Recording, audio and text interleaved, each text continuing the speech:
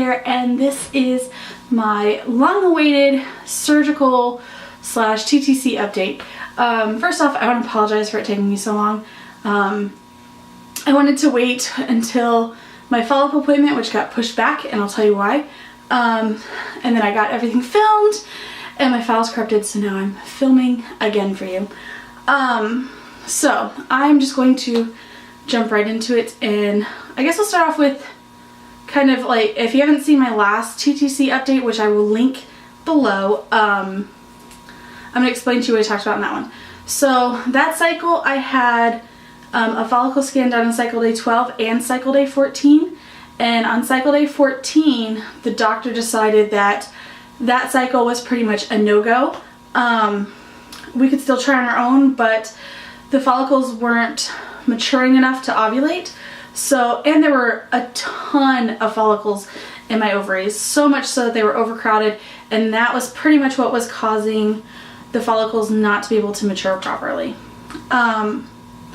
So she suggested ovarian drilling. We talked about maybe doing it in a cycle or two.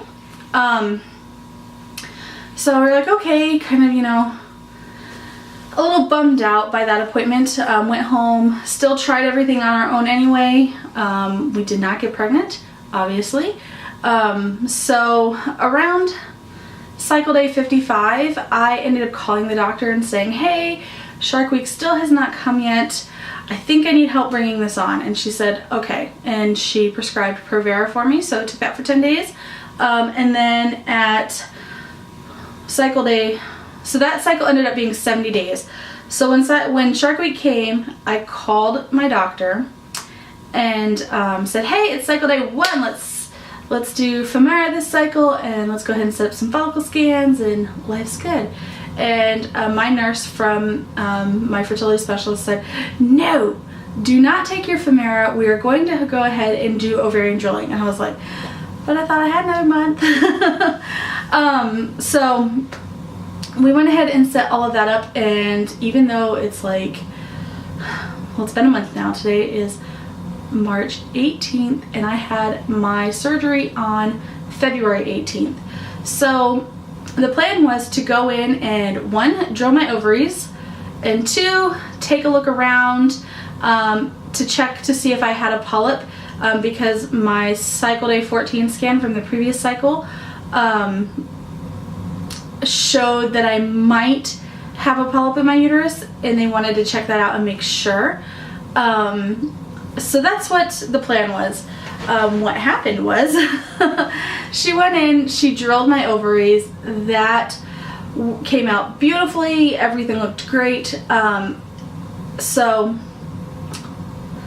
I lost my train of thought. Anyways, but before I go any further, let me tell you like the incisions that they make. So she made an incision above each of my ovaries on my stomach, and then they put a camera in through my belly button.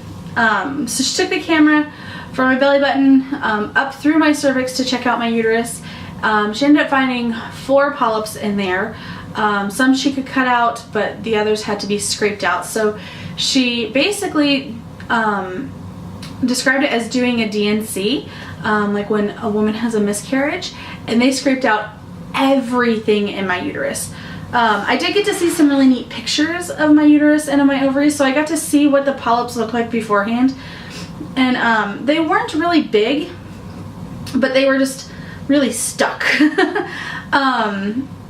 So she, you know, like I said, she basically did like a DNC, scraped everything out of my uterus. My uterus was completely clear and cleaned out, which was also great. And those polyps were sent off to be tested to see if they had any signs of uterine cancer or anything like that. Everything came back benign and fine, which was also a good plus. So after she did that, she decided, you know what, I'm in here, I might as well just take a look around and see, you know, look at everything else. So she looked in my fallopian tubes. They look great. She also flushed them with some blue dye and took some pictures of them. Those were also very interesting to see. And then she looked on the outside of my uterus. And on the outside of my uterus, she found 2 spots that were early signs of endometriosis. And when she told me that, I kind of, like, I was like, oh my goodness. I really, before this, I didn't really have an understanding of endometriosis. I just knew that it's a fertility issue that women deal with. But I didn't know that it causes severe pains, and when it comes to baby dancing, it can be severely painful to women, and it can basically start to like cover your uterus and just make things very inhospitable. Yeah, that's a good word. But she found 2 spots. She described them as being similar to the size of like peppercorns. And so she decided, I'm in here, I see them, let's get rid of them. So I did ask her at my follow-up if there's a chance of that coming back. And she did tell me for my age, I will be 32 in June. I know I'm an old one here on YouTube, but considering how small they were for my age, she says if it comes back, it's going to take a long time.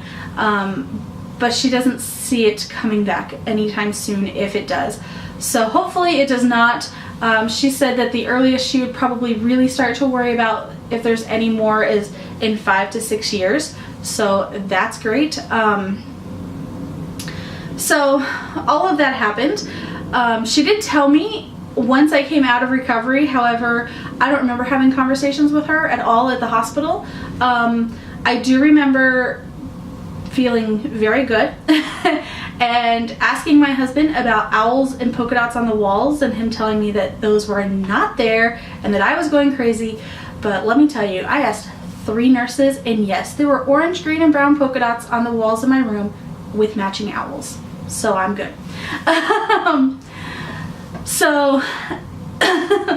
My recovery time was, I knew I was going to have to be on kind of modified bed rest or like a light bed rest for about 2 weeks afterwards. So in our house, we only have 1 television. So what we do when someone's sick or, you know, in this case, surgical recovery, we just set up an air mattress in our living room, and that person basically gets to stay down there. So they wake up in the middle of the night, they can watch TV, they don't have to move around a whole lot, sort of a thing. She did give me, obviously she gave me some pain meds. She gave me an antibiotic, excuse me, and she gave me a low dose of estrogen. So I'll get to that one, I promise, because I know some of you are going, Jackie, you have PCOS, you should not be taking estrogen, but I promise you, it's okay. So pain meds, I took pain meds for probably 3 or 4 days, and then I was done with them. I did still have pain. I will tell you, every time I stood up to go to the bathroom, or, you know, that was pretty much all I got out of bed for the first week. It felt like my belly button was like ripping in half, but it wasn't. It's fine, it's great. But so even though I stopped taking the pain meds, I didn't have any pain that wasn't manageable. And with my belly button, once I got back, you know, it would hurt when I would sit up, like get up out of the bed. It would hurt when I would sit down to go to the bathroom, and then when I would get up from the bathroom, and then when I would, as I was sitting back down on the bed to lay down, that's when it would hurt. Other than that, like if I was, you know, walking to and from the bathroom or walking to and from the kitchen to get a glass of water, I didn't have any issues. Or if I was laying in bed, it didn't hurt. So the pain was very manageable, and it's just those first couple of days that I took the pain meds, and that was it. The antibiotic was to prevent any UTIs. I did not have one, so I'm just going to go with it worked. So for the estrogen, my doctor has PCOS herself and understands the, you know, the concerns with a PCOS patient taking estrogen. But I needed the estrogen to rebuild my uterine lining. So I was on the lowest dose of estrogen that I could be on and still rebuild that lining and not have too many side effects with the PCOS. And really the only side effects that I think I had from the estrogen that I'm still battling is acne. Like I have like some pretty crazy breakouts on my chin. Really just through here, and then I have a couple on the side of my cheek.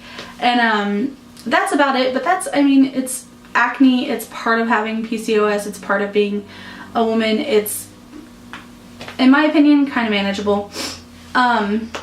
So that was kind of my recovery, my meds. So, now I was supposed to go see the doctor on March 5th, but because she did so much more than expected and my uterus took on a lot of trauma during that surgery, just with, you know, obviously having everything scraped out and then having the endometriosis removed from the outside, she decided to push my appointment back to March 10th, and that way we could look at everything.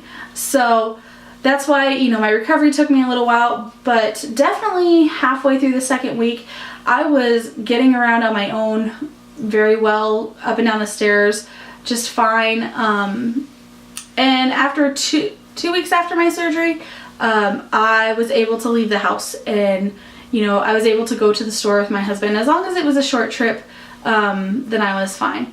So I'm not really sure what else to say about the surgery, other than in my appointment we did talk about the fact that in my appointment I did not bring my phone up here. I was on cycle day 37 at my appointment. Yeah, so she did go ahead and give me Provera to start another cycle. I don't know why I cannot seem to find like the happy balance in my PCOS to get cycles started on my own, but I'm working on it. Oh, I did have to stop taking my metformin for surgery. That kind of, I'm sure, threw things out of balance a little bit. But I am back on my metformin. I'm back to 1,000 milligrams a day. My next appointment, I am going to talk to her about maybe upping that to 1,500, just to see if, you know, if we don't get pregnant this cycle, if that will help us, you know, maybe just start on my own next time. So we did decide to go ahead and do Femara this cycle when it comes. I still have a couple more days of the Provera, and then it usually takes me like 3 to 7 days once I stop taking Provera for Shark Week to actually show up. So yeah, so that's what's next. So we're waiting on Shark Week. I will be taking Provera with this next cycle, and I am now going to start counting from cycle 1. So this is going to be cycle 1 post-surgery when it comes, and yeah, if you have any questions for me, please leave me comments down below. I would love to answer them, especially if this is something that you're going through.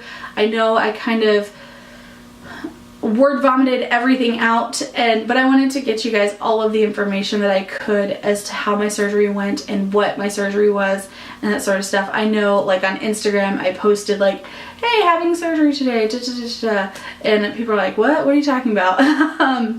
So yeah, so pretty simple procedure. It was an outpatient procedure. I'm not sure if I mentioned that. So I did not have any any lengthy stay in the hospital. I went in that morning and went home that afternoon. So yeah, but if you have any questions, please leave them in the comments below. If you have ever been through ovarian drilling, or you know, if you've had endometriosis and had it removed, or are possibly considering having it removed, I would love to hear your stories. I love communicating with you guys in the comments below. And yeah, so I guess I'm just gonna leave it there and say that I will see you in my next video. Bye.